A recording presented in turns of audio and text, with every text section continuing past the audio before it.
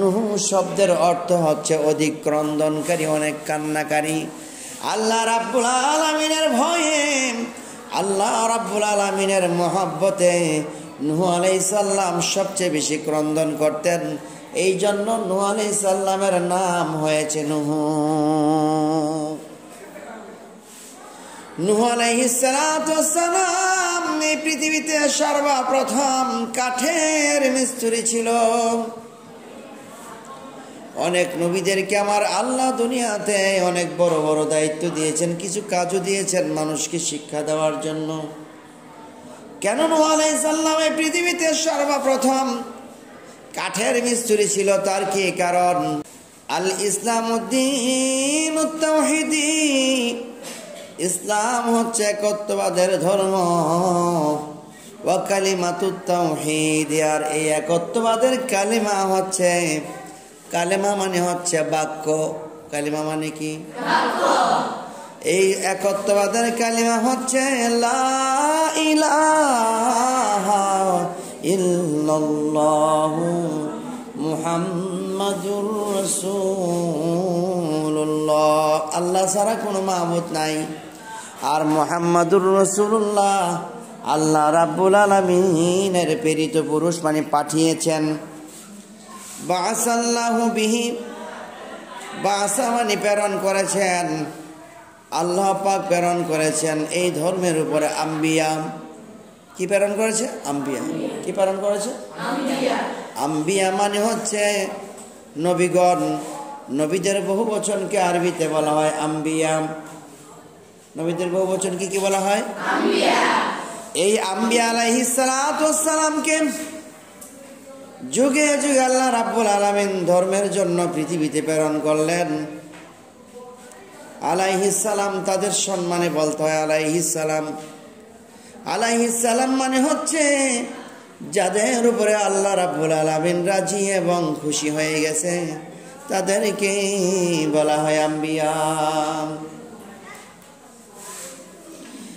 আল আম্বিয়া আলাইহিস সালাতু ওয়াস সালাম জামিআ।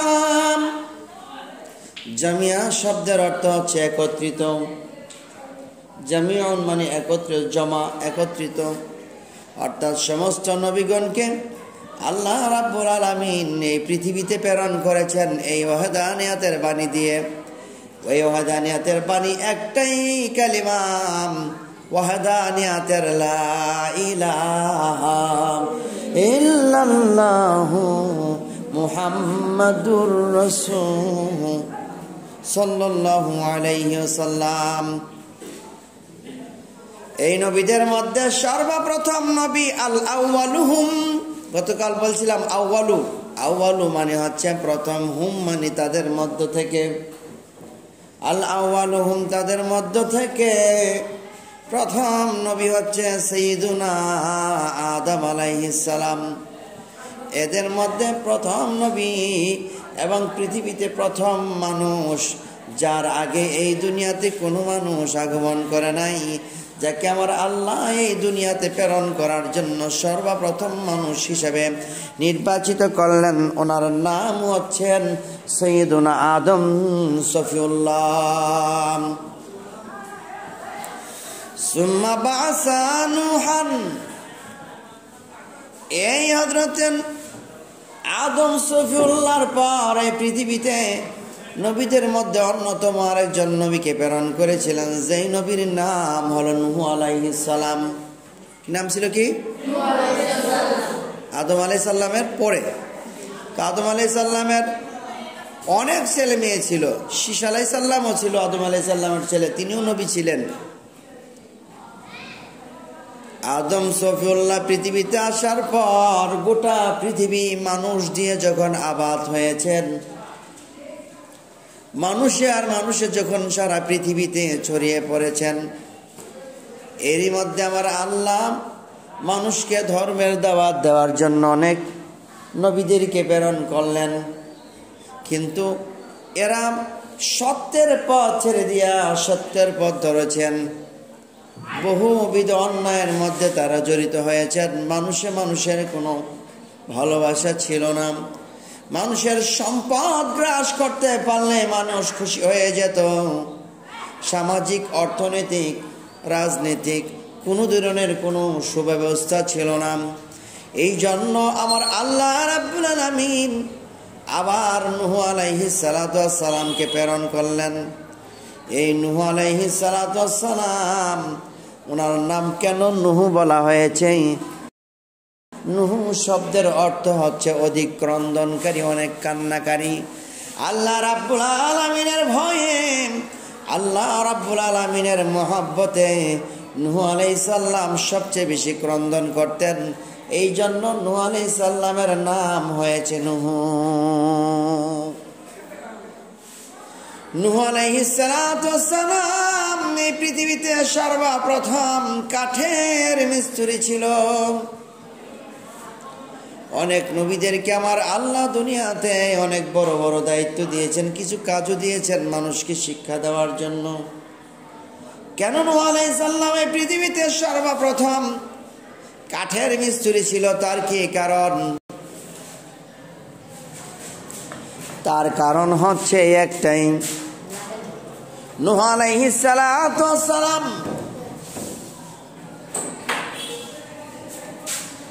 900 বছর উনি ওনার জাতিকে ইসলামের পথে দাওয়াত দিয়েছে, কালিমার তাওহীদের কথা বলেছেন। বলেছেন, রে আমার জাতিরা শোনো, তোমরা যদি আল্লাহর ইবাদত না করো রে, আর আমি নূহকে যদি আল্লাহর পয়গম্বর হিসেবে না মানো, তোমরা পৃথিবী থেকে জাহান্নামে চলে যাবে। এই গোটা পৃথিবীর একজন মালিক আছে, এই মালিক যেমন তোমাকে চালায় আমাকেও চালায়, সুতরাং তার কাছ থেকে আসছো, আবার তার কাছেই চলে যেতে হবে। এরে আমার জাতির লোকেরা, সুতরাং তোমরা আল্লাহর যদি ইবাদত না করো তোমরা ধ্বংসপ্রাপ্ত হয়ে যাবে। এইভাবে 900 বছর তাদেরকে ইসলামের দাওয়াত দিয়েছেন। হ্যাঁ, এই দাওয়াত দেওয়ার পর নূহ আলাইহিস সালাতু ওয়াস সালাম একদিন একটা রাস্তার পাশ দিয়ে যাচ্ছিলেন, পাশেই ছিল একটা পাহাড়। নূহ আলাইহিস সালাম একদিন একটি পাহাড়ের উপর উঠলেন। ওই পাহাড়ের নিচে যত মানুষ ছিল পাহাড়বাসীদেরকে বললেন, রে পাহাড়বাসীরা, আল্লাহর কথা যদি না মানো রে, তোমরা জাহান্নামে যাবে। পাহাড়ের লোকেরা তখন নূহ আলাইহিস সালামকে পাথর দ্বারা ঢিলাইতে শুরু করলাম। আল্লাহর পয়গম্বর আল্লাহর পথের দাওয়াত দেওয়ার অপরাধে তাদের ওনার উপরে পাথরের আঘাত জর্জরিত হয়ে সমস্ত শরীরটা রক্তাক্ত করে দিয়েছেন, একমাত্র আল্লাহ রাব্বুল আলামিনের কথা বলার কারণে। এইভাবে আঘাতের উপর যখন আঘাত দিচ্ছে, নূহ আলাইহিস সালাম আল্লাহর কাছে কোনো বদদুয়া করে না, কারণ তিনি আল্লাহর ধর্ম প্রতিষ্ঠা করার জন্য আসছেন। প্রতিমধ্যে হঠাৎ কি হয়েছে, নিচ দিয়ে একটা ঘোড়া যাচ্ছে, ঘোড়ার উপরে 2 জন মানুষ, একজন বাবা আর ছোট একটা বাচ্চা। বাচ্চাটা তার বাবাকে জিজ্ঞাসা করে, গো বাবা, ওই জায়গার মধ্যে কি কি হচ্ছে? বাবা বলল, ওই জায়গার মধ্যে একটা নূহ নামক একটা পাগল আছে, এই পাগলটাকে মানুষ ঢিল দিচ্ছে।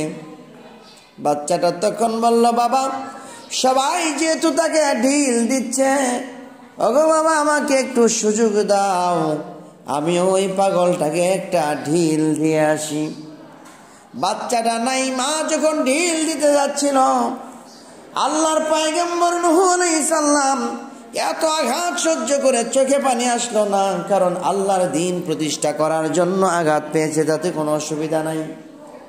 ছোট একটা বাচ্চা যখন ঢিল মারল, তখন নূহ পয়গম্বর চোখের পানি আর ধরে রাখতে পারে নাই, আল্লাহর দরবারে রোনা জারি করে কান্দার বেলা, মাবুদ, এই ছোট বাচ্চাটা আমাকে ঢিল মেরেছে, সে কি বুঝে ঢিল মেরেছে আমি জানি না, এত ঢিলের ভালো বুঝে না মন্দ বুঝে না, মানুষ আমাকে কেন ঢিল দিচ্ছে?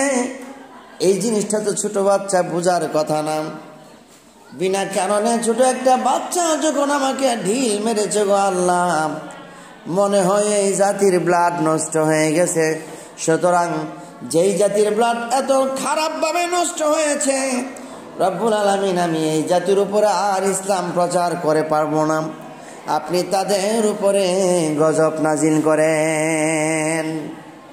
নূহ পয়গম্বর আল্লাহর দরবারে গজবের জন্য দোয়া করলেন। এই নূহ আলাইহিস সালাম দোয়া করার পর আমার আল্লাহ ডাক দেয়া বলে, রে নূহ, আমি আল্লাহ আসমান থেকে তোমার জন্য তোমার দোয়া কবুল করলাম রে নূহ, গজব পাঠাবো। একটা কাজ করো, গজব যখন আসবে তখন তুমি তোমার ইমানদার বান্দাদেরকে রক্ষা করিও। তুমি তোমার ইমানদার মুত্তাকি উম্মতদেরকে রক্ষা করিও। কেমন করে রক্ষা করব? কি গজব আসবে? আল্লাহ রাব্বুল আলামিন নূহ পয়গম্বরকে বলল, রে নূহ, গজব আসবে, বিশাল বড় বন্যা হবে, পানিতে সারা পৃথিবী তলায়া যাবে। তখন একমাত্র বাঁচার জন্য নৌকার দরকার। তুমি একটা কাজ করো, তুমি একটা নৌকা নির্মাণ করো। মাবুদ মাওলাই কারীম, আমি কেমন করে নৌকা বানাবো? নৌকা বানানো তো জীবনে দেখি নাই। আল্লাহ বলে, রে নূহ, জঙ্গলে যাইয়া তুমি গাছ থেকে কাঠ চিরাও। এই কাঠ চিরাইয়া তারপরে লোহা পেরেক মারে মেরে তুমি নৌকা বানাইবা। নূহ পয়গম্বর তখন জঙ্গলে যাইয়া, কিতাবে রয়েছে পয়গম্বর নূহ আলাইহিস সালাম যখন গাছের গোড়াতে হাত দিতেন, অটোমেটিক গাছের গোড়া কেটে যেত। গাছকে যখন তক্তা করতে মনে চাইতো, তিনি মনে মনে ভাবতেন যে তক্তা হয়ে যাও। বলতে তিনি হয়তো আল্লাহর পয়গম্বরের মনের কথা আল্লাহ পাক এমন ভাবে কবুল করত, সঙ্গে সঙ্গে তক্তায় পরিণত হয়ে যেত। সুবহানাল্লাহ, রাস্তা কো। এবার নূহ পয়গম্বর এই তক্তা বানায় যখন নৌকা বানাচ্ছে, আশেপাশের মানুষ কয়, আগে ভাবছিলাম সাধারণ পাগল, এখন দিকে আস্তা পাগল। নুহুরি কি বানাও রে? নূহ পয়গম্বর বলে, নৌকা বানাচ্ছি। কেন নৌকা বানাও? বলেন, নৌকা বানাইতেছি এই জন্য, বন্যা হবে, বন্যার পানিতে নৌকাতে আমরা থাকব। যেই দেশে জীবনে কোনোদিন পানি হলো না, বন্যা হলো না, সেখানে আবার পানি কোথার থেকে আসবে? আর এই নৌকা বানানি শুধু বেহুদা কাজ ছাড়া কোনো কাজ না। মানুষ তখন আরো বেশি পাগল বলতে শুরু করলো। নূহ পয়গম্বর নৌকা বানাইলেন 3 তলা। উপরের তলায় ছিল পাখিরা, দ্বিতীয় তলায় ছিল মানুষেরা, নিচ তলায় ছিল হিংস্র জীব জানোয়ার। তারা এমন ভাবে বিশাল আকৃতির এক নৌকা তৈরি করলো, অনেকদিন সময় লাগায়া। এই নৌকার মধ্যে সবাইকে ওঠার জন্য বললেন, যারা ইমানদার মুত্তাকি পরহেজগার, তোমরা যেন সবাই আমি নূহুর এই নৌকার মধ্যে উঠবা। যদি নূহুর এই নৌকার মধ্যে উঠো, তাহলে আল্লাহর সে গজব থেকে রক্ষা পাইবা। বিশ্বাসী ইমানদারেরা প্রস্তুতি নিয়েছে নৌকার মধ্যে ওঠার জন্য, কিন্তু বেঈমান কাফেরেরা কয়, শুধু আজাইরা প্রলাপ, এই নৌকাতে ওঠার দরকার নাই, বন্যা হবে না, নৌকাতে ওঠার দরকার নাই, বন্যা হবে না, নৌকাতে ওঠার দরকার, তারা কেউ উঠবে না। নূহ পয়গম্বর তার উম্মতদেরকে তখন বললেন, তোমরা নৌকা উঠে যাইও, নির্দিষ্ট সময়ে তোমরা নৌকাতে উঠে যাইও। নূহ পয়গম্বর একদিন একটি রাস্তা দিয়ে যায়, একটা বুড়ি বিটি একটি সুতার বান্ডিল দিয়ে সুতার চরখা বানাইতো। এই বুড়ি বিটি ছিল নূহ পয়গম্বরের উম্মত। বুড়ির কাছে গিয়ে বলল, বুড়িমা, যখন বন্যা আসবে তুমি কিন্তু নৌকায় চলে আইসো। বুড়ি বলল, যখন বন্যা আসে আমি বাবা চোখে ভালো করে দেখতে পাই না, সুতরাং তুমি আমার কাছে একটু খবর পাঠাইও, আমি যেন নৌকায় যাইতে পারি। এবার বন্যা যখন আসা শুরু হয়েছে, ইমানদার মুত্তাকি পরহেজগার সবাই নৌকায় উঠা বসছে। আল্লাহু আকবার বলো। এই নৌকায় এসে যখন উঠলো, তখন সবাই নৌকায় উঠলো। এর ভিতরে যে সমস্ত পশু পাখিরা ছিল প্রত্যেক থেকে জোড়াই জোড়াই এই নৌকার মধ্যে উঠাই নিল, জোড়াই জোড়াই প্রত্যেকটা প্রাণী উঠাই নিল। এবার শয়তান কিন্তু এখানে ওঠার জন্য চেষ্টা করতেছে। আমার আল্লাহর কুদরত বোঝা বড় যায়, উঠতে পারে না, উঠতে পারে না। তখন শয়তান একটা ঘোড়ার রূপ ধারণ করিয়া নিচে দাঁড়ায় আছে। নূহ পয়গম্বর বুঝে ফেলেছে তুমি শয়তান, তোমাকে ভিতরে ঢুকতে দেওয়া যায় না, তাকে ঢুকতে দেওয়া হলো না।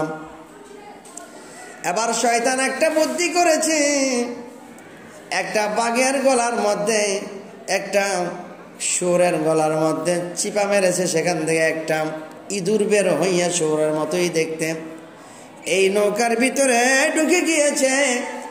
আর ভিতরে গিয়া নৌকার তলা ছিদ্র করার জন্য শুরু করেছে, সব কিছু কাইটা তছনছ করা শুরু করেছে।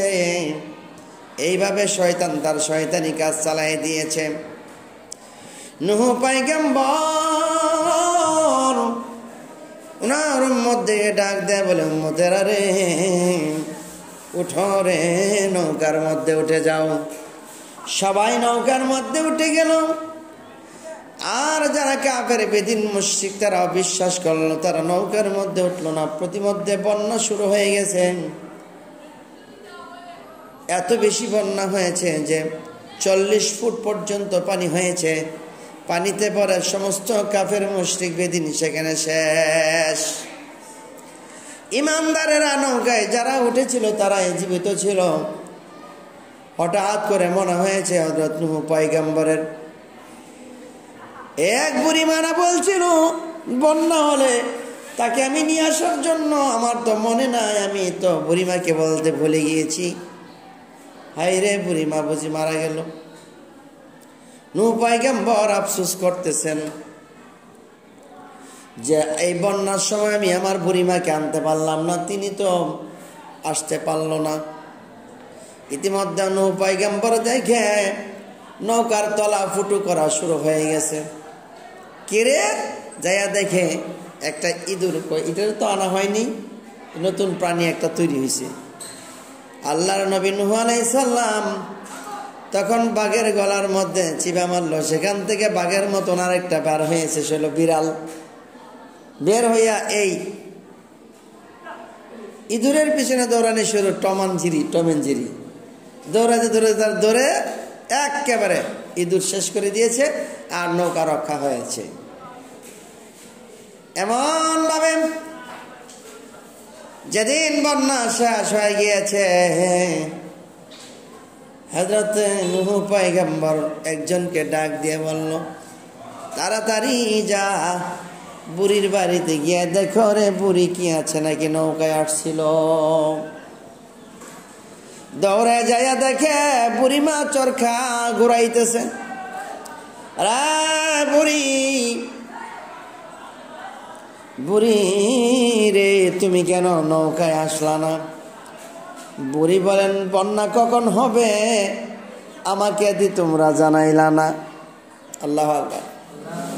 তাহলে নৌকা দিয়ে যেমন আমার আল্লাহ বাঁচাইতে পারে, নৌকা ছাড়াও বাঁচাইতে, নয়তো বুড়িমা কেমন করে, এই বন্যা হয়ে গেছে, সে বাড়িতেই ছিল, তার বাড়িতে পানি ঢুকে নাই। কেন? বুড়িমার কি আমল? কারণ হচ্ছে বুড়ি যতক্ষণ পর্যন্ত চরকা ঘোরায় ততক্ষণ পর্যন্ত বুড়ি একমাত্র আল্লাহ রাব্বুল আলামিনের জিকিরে মত্ত থাকে। আর এই কারণে আল্লাহ পাক এই বন্যা থেকে তাকে রক্ষা করলো। এবার আমার আল্লাহ ডাক দেন, নূহ, বন্যা তো শেষ, যে মানুষগুলি আছে তাদেরকে নিয়ে দুনিয়াতে আবার নতুন করে মানুষ তৈরি করো। এই জন্য নূহ পয়গম্বরকে আবার দ্বিতীয় আদম বলা হয়। নূহ পয়গম্বরের আগের সমস্ত মানুষ পৃথিবী থেকে মারা গিয়েছে। নূহ পয়গম্বরের মাধ্যমে আবার নতুন করে মানুষ তৈরি হওয়া শুরু হয়েছে, সৃষ্টি হয়েছে, জন্ম নিছে। এই কারণে তিনি দ্বিতীয় আদম। নূহ পয়গম্বরকে আমার আল্লাহ ডাক দিয়ে বলেন, নূহ রে, এই নৌকাটা তুমি ভেঙে ফেলো, এখনো তো আর নৌকার দরকার নাই। নূহ পয়গম্বর নৌকা কোরাল দিয়া ভাঙ্গে, আরেকবার নৌকা ভাঙ্গে আকাশের দিকে তাকায়, চোখের পানিগুলি ছেড়ে দিয়ে কান্দে আর বলে, রব্বুল আলামিন, এত কষ্ট করিয়া নৌকাটা বানাইলাম, নৌকা হয়তো আর কাজে লাগবে না, তো ভাঙতে গিয়ে আমার দুঃখ লাগতেছে। আল্লাহ ডাক দেন, নূহ রে, ও নূহ, কেন তোমার চোখে পানি রে নূহ? নূহ পয়গম্বর বলে, আল্লাহ, এত কষ্ট করিয়া নৌকা বানাইলাম, আজকে নিজ হাতে সেই নৌকা ভাঙতে গিয়া বড় দুঃখ লাগতেছে। আমার আল্লাহ ডাক দেয়া, রে নূহ রে, এই নৌকাটা তোমার নিজের হাতে বানাইলাম, এই নৌকা তো কোনো কথা বলতে জানে না। যেই নৌকা কথা বলতে জানে না, এমন একটা জিনিস তৈরি করার পর তুমি ভাঙতে গিয়া তোমার এত দুঃখ লাগে রে নূহ। আর তোমার একটি কথার বিনিময় আমি যাদেরকে নিজ হাত দিয়া বানাইছি, এই মানুষদেরকে আমি আল্লাহ নিজ হাতে বানাইছি, আমার সমস্ত মানুষদেরকে তোমার কথা শুনে আমি সবাইকে ধ্বংস করে দিলাম। আরে নূহ রে, যদিও তারা আমার নাম নেয় না, বলো রে নূহ, আমি রাব্বুল আলামিনের কি মনে কষ্ট লাগে না? নূহ পয়গম্বর তখন আল্লাহর দরবারে ফরিয়াদ করে বলে, রাব্বুল আলামিন, তুমি আসলে মহান, তুমি আসলে মহান। যে তোমাকে নাম নেই তুমি তাকেও খাওয়াও, যে তোমার নাম নেই না তাকেও তুমি খাওয়াও, তুমি সবাইকে সমানভাবে ভালোবাসো গো প্রভু, তোমার মতন কে হতে পারে? খোদা দয়াময় রহমান রাহিম, তুমি হে বিরাট, হে মহান, হে অনন্ত অসীম, নিখিল ধরণীর চির অধিপতি, তুমি নিত্য সত্য পবিত্রয়তি, চির অন্ধকারে তুমি ধ্রুব জ্যোতি, তুমি সুন্দর মঙ্গল মহামহিম, হে খোদা দয়াময় রহমান রাহিম, তুমি হে বিরাট, হে মহান, হে অনন্ত অসীম।